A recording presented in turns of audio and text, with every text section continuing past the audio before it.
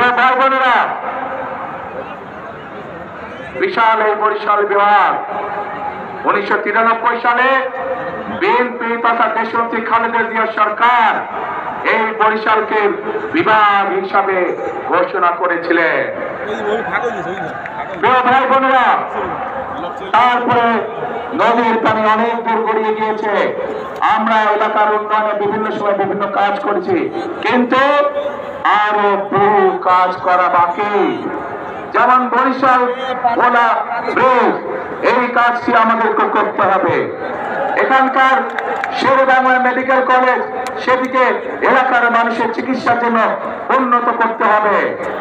ভোলাতে medical college, সেটির কাজে আমাদেরকে হাত দিতে হবে।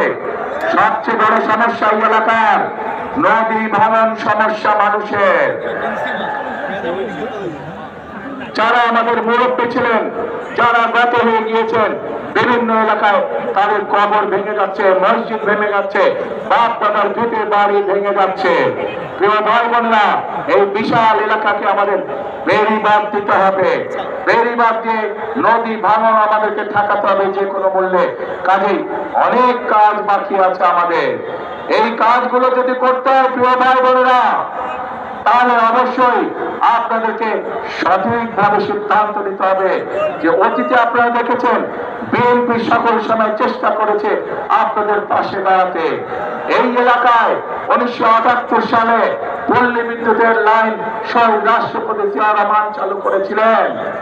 কাজেই বিদ্যুতের লাইন বলুন, বরিশাল বিভাগ বলুন, এর বাইরে আরো অনেক কাজ যেগুলো বিএনপি করেছিল, কিন্তু কিছু কাজ শেষ করে যেতে পারে নাই। এর মধ্যে বিগত 16 বছর, 1 যুগেরও বেশি সময় ধরে স্বৈরাচারের শাসন আমলে অনেক কিছু জমা হয়ে গিয়েছে, যে কাজগুলো করতে হবে।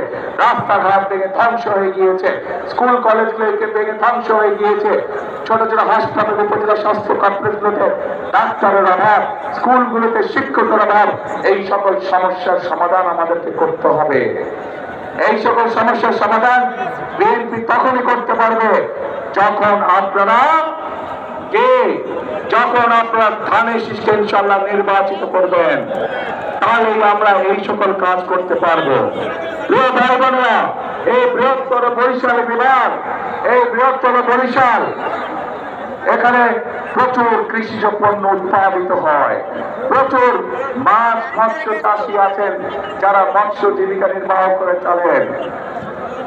আমরা পরিকল্পনা গ্রহণ করেছি যে এই ফসলগুলোকে, এই মাছ মৎস্যগুলোকে কিভাবে হিমাগারে রেখে কৃষকদেরকে বা মৎস্য চাষীদেরকে সহযোগিতা করা যায়।